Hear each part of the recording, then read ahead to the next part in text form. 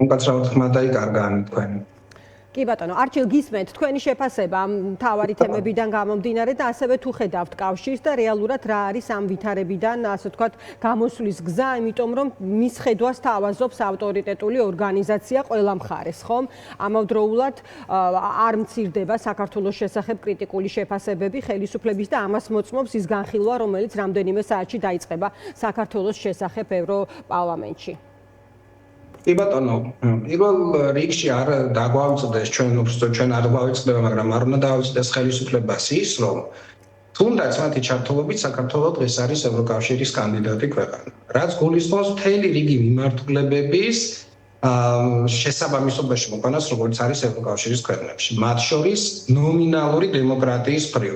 მე არ ვიცი მართალი რომ გითხრათ, სულ იმას ვამბობ, რომ ის რა მოთხოვნები საქართველოს მიმართ არის მინიმალური მოთხოვნები. დემოკრატიის ნომინალურ დონეზეა ლაპარაკი ევროკავშირის სხვა ქვეყნებში მსგავსი დამოკიდებულება კი არა, ბევრად მაღლა აქვთ ხოლმე აწეული თამასა. ის რომ ჩვენთან კანონის შეფუთვაში, ასე ვთქვათ, მოახდინეს მთელი რიგი უსამართლობების ინტერვენცია ხელისუფლება ოპონენტების წინააღმდეგ, რაც კიდე თქვენგან სინქრონი იყო წერან და ხელისუფლების წევრები აცხადებენ რომ რაღაცა კანონის ძალას თუ აღიარებენ. კანონისმიერი შეფუთვა თავისთავად არც სამართლიანობას გულისხმობს და არც დემოკრატიის არსებობას, იმიტომ რომ არადემოკრატიული კანონებით შეიძლება არსებობდეს აგერ ირანში, კანონების ფარგლებში ტრიალებდა ის ტრაგედიები და ის უსამართლობები, რასაც მუდმივად თვალს ვადევნებდით, ხო ჩვენ? ამიტომ ეს რაღაცა ჩვენ უკვე იმ ეტაპზე ვართ, როდესაც დემოკრატიის წილი პრაქტიკულად აღარ არსებობს და არსებობს რაღაცა ცალკე, ასე ვთქვათ, რაღაცა ფასადური კოსმეტიკა. მაგალითად ის რომ ახლა მე ვლაპარაკობ თქვენთან კლასიკური დიქტატისგან განსხვავდება, მაგრამ თანამედროვე დიქტატის კონტექსტში მოდის.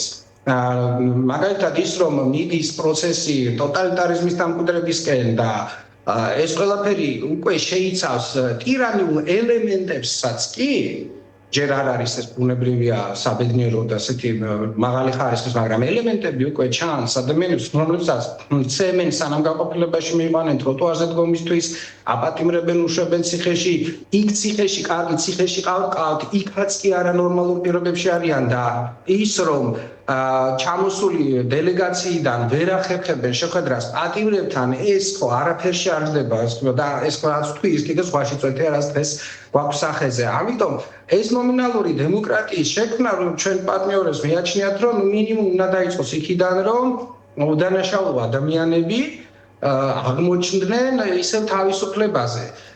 ეს რაღაცა არის საფუძველი, რომელიც მართალი რომ გითხრათ, მე სულ მგონია რომ ქართული ოცნებისთვისაც კი თავსატეხია, მაგრამ აი ეგ არის ხოლმე ის ძალაუფლების ბუნება, როდესაც ტოტალიტარულია, ის ხშირად იღებს თავისი ინტერესების საწინააღმდეგო გადაწყვეტილებებსაც. არ ჭირდება არავის, არც პატიმრებს ჭირდება ციხეში ყოფნა ბუნებრივია, არც ხელისუფლების მოწინააღმდეგეებს და არც თავად ხელისუფლებას თქვენ წარმოიდგინეთ, მაგრამ აი ზნეს ვერ ღალატობენ და ამიტომ არის, როდესაც ჩვენი პარტნიორები აკვირდებიან და სწავლობენ, რომ ეს ზნეა, ანუ ხელისუფლება, რომლის ძალაუფლება არის რაღაცა ზედმეტად კონცენტრირებული, ზედმეტად ჩრდილოვანი, ზედმეტად ტოტალიტარული ბუნების, უკვე რაღაცა ელემენტარული, რაღაც საწყისი ფაზა უნდა შეიქმნას. პატიმრების გამოშვება ეს არის მხოლოდ საწყისი ფაზა. ეს თავისთავად არც ნომინალურ დემოკრატიას გულისხმობს და არც არაფერს. არჩილ, თქვენ ამბობთ, რომ ეს გამოსავლის ძიებაში არის ოცნება, ის არის ახლა იმგვარ ფაზაში, როდესაც გამოსავალს ეძებს კონკრეტულად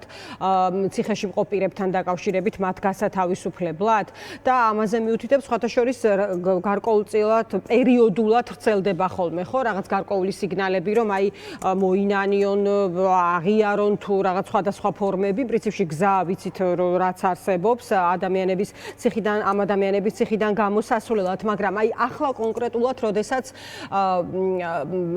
შესაბამისადაც არის აღწერილი ეს ვითარება ეუთო არის ხო ის ჯგუფი რომელსაც ელაპარაკება ქართული ოცნება და ნორმალური კომუნიკაცია აქვს მათთან განსხვავებით ევროდეპუტატებისგან და სხვა პირებისგან რომლებსაც ღია ტექსტით უპირისპირდება აი მათი მხრიდან მოწოდება როგორ ფიქრობთ აი გავლენის მომხდენი არის ოცნებაზე თუ ისინი ვთქვათ ისევ ხელის გაშვერის რეჟიმში შეიძლება იყოს იმიტომ რომ იგივე ეს ეუთო ქართული ოცნების პასუხისმგებლობაზე ლაპარაკობს ამ კონტექსტში მაგრამ ასევე გამოხატავს გამოხატავს გაკვირვებას იმავე შემაჯამებელ ტექსტში, რომ ეს ადამიანები ერთმანეთს არ ელაპარაკებიან, ხო? ეს სუბიექტები, ანუ ვინც უნდა ჯამში ვინც უნდა შექმნას ეს დიალოგი. აი ამაზე რისი თქმა შეგიძლიათ? მე ვიტყოდი, რომ ეს არ არის მხოლოდ ქართული ოცნების მიმართულებით და მისამართით გამოხმული შეფასებები. იგივე ეხება მის მოწინააღმდეგესაც, დიალოგის ფაქტორი, არა ეს ტერმინი. დისკომუნიკაცია ეს არის ყოველთვის უბედურება. დისკომუნიკაცია არის ხოლმე უკანასკნელი წერტილი, რომლის მერეც რაღაცაში ომი იწყება და ომიც კი კომუნიკაციის რაღაცა ბოროტი, მაგრამ მაინც ფორმა არის. ამიტომ ის რომ თქვა ჩვენ შემთხვევაში ოპოზიციაც აი არანაირ კომუნიკაციის ინიციატივას თუ მონაწილეობას ინიციატივასაც თავი დავანებოთ არ გამოხატავს, აქვს უდმივი დეკლარირება, არათანამშრომლობა, არასოდეს არაფრის, ასე ვთქვათ, რაღაც შემხედრი ნაბიჯების მზაობას არ გამოხატავს პრაქტიკულად ხელისუფლებაც და ოპოზიციაც ერთმანეთთან მხოლოდ ულტიმატუმების დონეზე არიან, მაგრამ აი ევროპარლამენტელებს იქ ხაზგასმა აქვთ, რომ მთავრობა არის აქ უფრო მნიშვნელოვანი ფაქტორი და დიახ ასეა, იმიტომ რომ ოპოზიციას ძალაუფლება არ გააჩნია. მთელი ძალაუფლება მოქცეულია ქართული ოცნების ხელში. აი იმ შემთხვევაში ახლა ძალაუფლება ბევრად უფრო ფართო ცნება არის, ვიდრე ხელისუფლება თავისი არსით, იმიტომ რომ ძალაუფლების ნაწილი შეიძლება იყოს ხელისუფლებას და თითოეული ჩვენ გარეთ. არა, დემოკრატიის პირობებში მედია, სამოქალაქო ორგანიზაციები, ოპონენტები, ოპოზიცია ყველა ძალაუფლების ნაწილია ხელისუფლებასთან ერთად. თუმცა არჩილ ხელისუფლება ხო არ არის ახლა იმ როლში, რომ აი რაღაც თქვათ ამ დიალოგის დანაკლისზე გათვალისწინებით რაღაც მოლოდინის რეჟიმი ჰქონდეს. ხო ამ პერიოდის განმავლობაში ის იღებს რეპრესიულ კანონებს, დგამს შესაბამის ნაბიჯებს, კიდევ უფრო შეუძლებელს ხდის თქვათ სამოქალაქო სექტორის და შესაბამისი ანუ ხელისუფლებისგან დამოუკიდებელი სექტორების არსებობას, ხომ? ანუ ეს არ არის იმ ტიპის ხელისუფალი, რომელიც შესაძლოა რაღაც შემხედრი ნაბიჯების თუ ამ გზით შეეცდება რომ რაღაც გადმოადგმევინოს შემხედრი ნაბიჯი ოპოზიციას. აი ამაზეც გამიგია მოსაზრება ჩვენი რესპონდენტებისგან. სხვათა შორის დღეს ვკითხულობდი რამდენიმე პოლიტიკოსის განმარტებას. აი ერთ-ერთი იყო ლელო, მისი წარმომადგენელი და ერთ-ერთი ლიდერი კუპრაძე, რომელიც ამბობს რომ საჭიროა დიალოგის ყველა შესაძლებლობის გამოყენება, რომ კრიზისი განიმუხტოს, გადაიჭრას მთავარი პრობლემა სამართლიანი არჩევნების საკითხი და პოლიტპატიმრების გათავისუფლება, ხოლო სხვა პოლიტიკოსების ნაწილი სვამდა კითხვას, რა შეუძლია ოპოზიციას და რა უნდა გააკეთოს მან აი ამ პირობებში. ამაზე რა სიტყვით? პირველ რიგში ხელისუფლება უკვე შესულია ძალაუფლების ისეთ საშიშ ფაზაში, რომელიც უკვე არცერთ აი უკან მოსახედ გზას აღარ ტოვებს ხოლმე და ეს აგერ ელემენტარულად აი ამ რა ქვია განმარტებით რომ ვინც არ ახერხებს ხელისუფლებას ისიც კი შეიძლება ისხლის სამართლებრივი პასუხისმგებლობის ქვეშ მოექცეს, ანუ უკვე რაღაცა რიტორიკა რჩება და აგერ ნახეთ პრეცედენტები, როდესაც Facebook პოსტისა და გამოხატული აზრის გამო უკვე ციხეში აღმოჩნდნენ ადამიანები. ამიტომ ის ძალიან საშიში ფაზა არის, ეს უკვე ძალიან მძიმე გამწვევებაა. რაც შეეხება ოპოზიციას, ოპოზიცია ამ შემთხვევაში რასაც უნდა აკეთებდეს, მხოლოდ მზაობას გამოხატავდეს. ოპოზიცია ლაპარაკობდა მთელი ამ 2 წლის განმავლობაში მინიმუმ რა ითხოვს, რატომ არ უნდა მიიღოთ ის კანონი, რომელიც მიიღეს, რატომ არ უნდა გაემძაფრებინათ, რომ არ უნდა მოენგრიათ არც მედია სიმწე, არც სამოქალაქო ორგანიზაციები და ასე შემდეგ. ოპოზიციას ყველაფერი ამ მხრივ ნათქვამი აქვს და ხელისუფლებასაც პასუხები აქვს გამოხატული.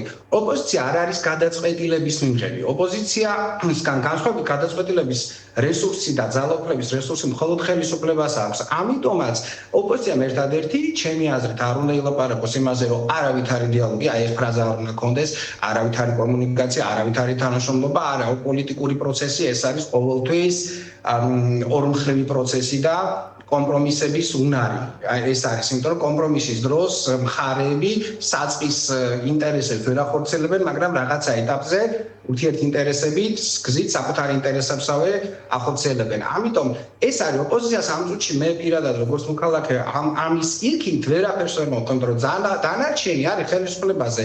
წინაპირობა რა არის ამ ყველაფრის პატიმრების თემა და იმ კანონების, რა ვიცი, უკან არ წაიღებ, მაგრამ ცოტა რეალისტური კვალიფიკაცია რომ მივცე, კორექცია დავარქვათ, კი ბატონო, რადგან კანონს ვერ გააუქმებენ და გასაგებია რომ არ გააუქმებენ, კორექცია მოახდინონ, რომ ისი ბოროტი წილი, ასე ვთქვათ, ასეთი მძიმე არ იყოს, რაც უფრო შემარბილებელი გახდეს.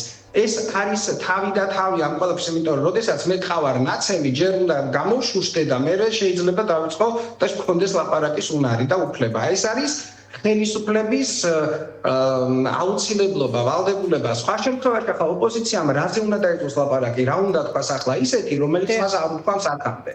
ეს არის თავარი პრინციპი. მთელი წილი სტარტ აი ნულოვან დონემდე მიყვანისა არის ამ ეტაპზე ხელისუფლებას ხელში და მის ვალდებულებაში. ეს რომ არ გაეკეთებინათ, მაშინ სხვა საქმეა. 2 წლის წინ შეიძლება ოპოზიციას უფრო მეტი მოგვეთხოვა შემხედრი ნაბიჯების გადადგმა, ვიდრე თქვა ხელისუფლებისაც, მაგრამ მას შემდეგ რაც ეს 2 წელი და ის ქვეყანა მივიღეთ როგორც დღეს ჩვენ ვართ, ამ შემთხვევაში მთელი წინაპირობის რესურსი მხოლოდ ხელისუფლების ხელშია. დიდი მადლობა არჩილ, დაგემშვიდობებით, არჩილ გამზარდია საუბრობდა დღის ამბები